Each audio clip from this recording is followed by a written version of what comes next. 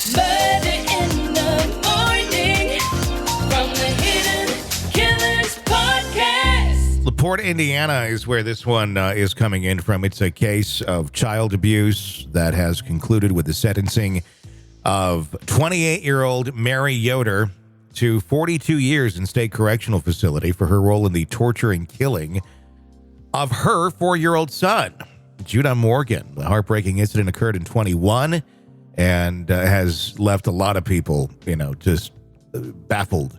LaPorte County Circuit Judge Thomas Alevizos handed down the sentence this other week, making a grim chapter in the case closed. Yoder had previously pled guilty to one count of neglect resulting in the death of a dependent and one count of domestic battery to a child. The charges were linked to the abuse suffered by Judah's younger sibling, further emphasizing the severity of the situation. The child's father, Alan Morgan, had pled guilty in 2022 to multiple felonies, including murder and battery, directly related to Judah's death. He received a 70-year prison sentence for his actions.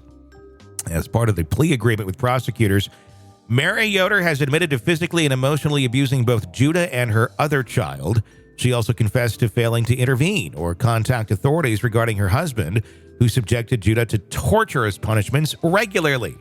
During Friday's hearing, Yoder expressed remorse and stated that she missed her sweet boy.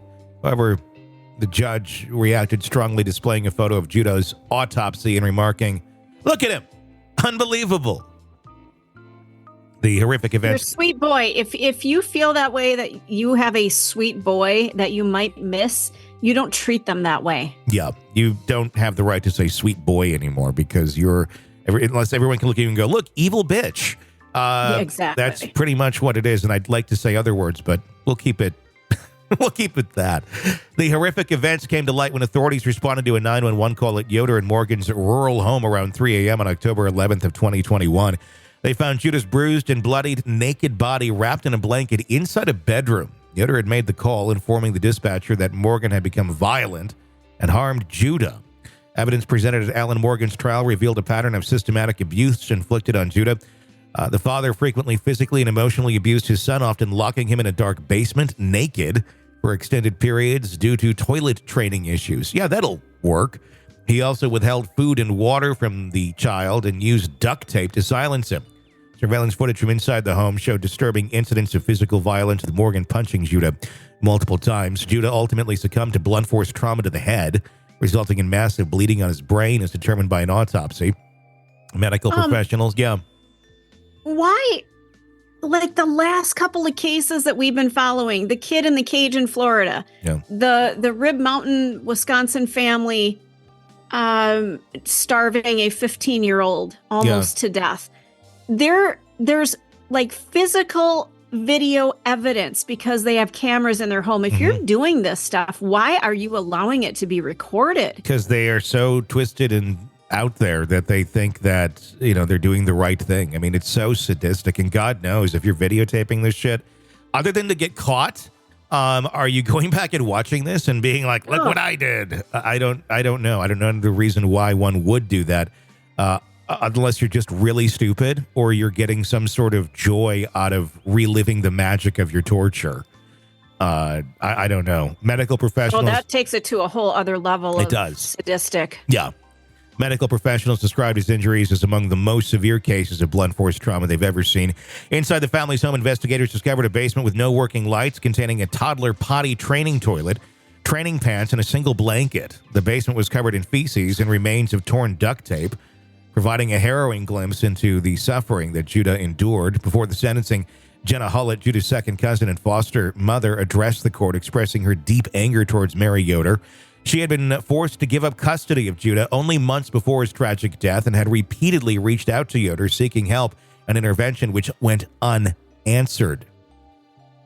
So she had to give up custody. This is another failure of Child Protective Services, isn't it? We don't really have Child Protective Services now, do we? I mean, when it comes right down to it, like, I don't think you would classify it as anything of the sort, because it just doesn't protect. It doesn't do a whole lot. And there's people in there that yes, they do try their darndest, but their hands are so tied. They are so underfunded. There's not enough of them to do it. And the rules don't necessarily favor protecting children. So that's how you get this.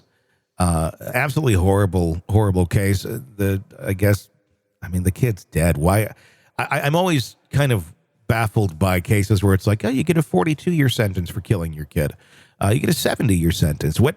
Just lock them away forever. No, please, no this, no that. Just get rid of them. What's the point? Why do we care? Why do we care to keep these people around in any capacity, honestly? Yeah, it's we're supposed to be a civilized society, and we don't just kill people.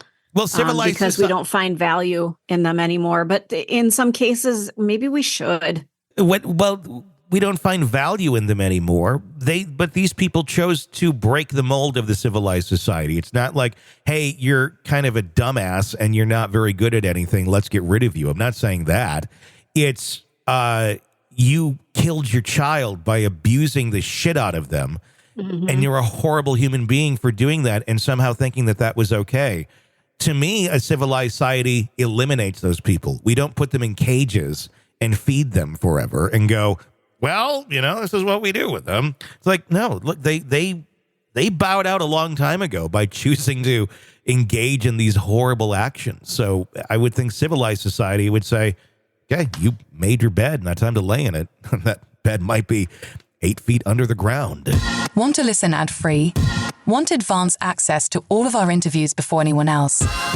Become a True Crime Today Premium Plus subscriber on Apple Podcasts. You get every episode commercial-free. So you can binge on true crime until you can binge no more. Search True Crime Today Premium Plus on Apple Podcasts now, or go to our podcast page and sign up now. More of the Hidden Killers podcast next.